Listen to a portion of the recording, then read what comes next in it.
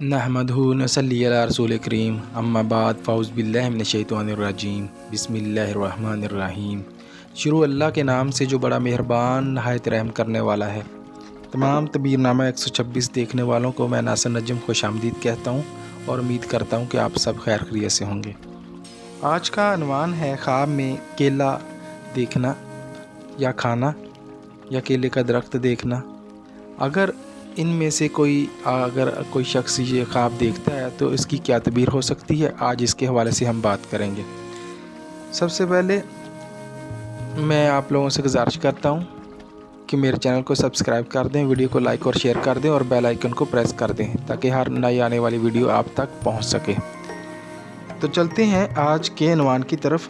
اگر کوئی شخص خواب میں کیلا دیکھتا ہے تو کیلا جو ہے مال و زر کی نشانی ہے۔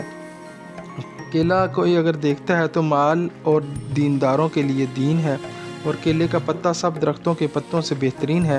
اگر دیکھے کہ اس نے کیلا لیا ہے یا اس کو کسی نے دیا ہے اور صاحب خواب مالدار ہے، دلیل ہے کہ اس کا مال اور زیادہ ہوگا۔ اور اگر دیکھے کہ اس نے کیلا کھایا ہے، دلیل ہے کہ دین اور دنیا کی نعمت حاصل کرے گا۔ اسی طرح خواب میں کیلا 3 وجہ پر ہے: مال کی ذاتی، دین کی ذاتی، حلال کی روزی اور خوشی بری زندگی گزارنا ہے۔